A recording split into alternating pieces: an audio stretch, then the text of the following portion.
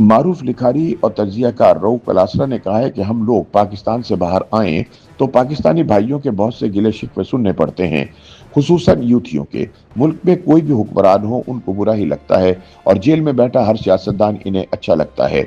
वही सियासतदान अगर जेल से निकलकर वजीर आजम हाउस पहुंच जाए तो चंद माह बाद इन्हें वो भी बुरा लगना शुरू हो जाता है। रऊफ कलासरा अपने ताज़ा तजिए में कहते हैं कि मैं रिपोर्टर होने के नाते ऐसे तजर्बात का ऐनी शाहिद हूँ कि कैसे नवाज शरीफ 1997 में 2/3 मैंडेट लेकर अमीरुल मोमिनीन का कानून लाने पर गौर कर रहे थे, जिसमें किसी बंदे के पास उनसे इख्तिलाफ की गुंजाइश नहीं होनी थी। उन दिनों सब कुव्वतें उनके खिलाफ थी।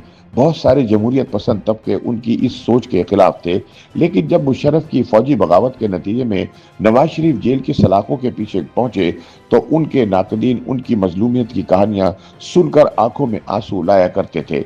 रऊफ कलासरा के बकौल यही मैंने इमरान खान के केस में भी देखा।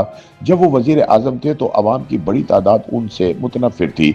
मैं अपने गांव एक शादी पर गया तो लोग मेरे गले पड़ गए कि तुमने इमरान की हुकूमत पर हाथ क्यों हौला रखा हुआ है। इमरान की बतौर वजीर आजम मकबूलियत का ये हाल था कि उनके अपने दौरे हुकूमत में इनकी जमात 18 ज़िमनी इलेक्शन हार गई थी, लेकिन अब इसी इमरान खान की याद में यूथ ये गम से निढाल हैं। मेरी भी बड़ी ख्वाहिश है कि खान वापस आए और इस कौम के रहे सहे अरमान पूरे करे।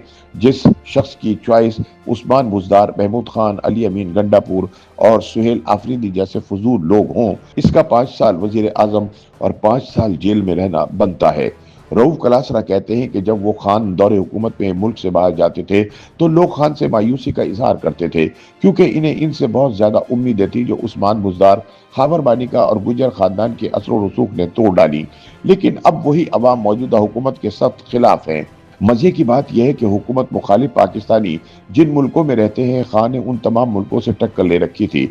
मैं आज तक इस इंसानी जहन को समझने से कासिर हूँ कि जिस मुल्क में आप हिजरत करके सेटल होते हैं, बच्चे पैदा करते हैं, वहीं से रोजी रोटी कमाते खाते हैं, इससे नफरत कैसे हो जाती है, और वो भी इतनी ज्यादा कि बाज लोग तो इन मुल्कों की बर्बादी की दुआएं मांगते हैं। कलासरा के बकौल बैरून मुल्क मुझे अक्सर लोग कहते हैं कि पाकिस्तान की हालत बहुत बुरी है और इसीलिए लाखों की तादाद में लोग बाहर सेटल हो रहे हैं।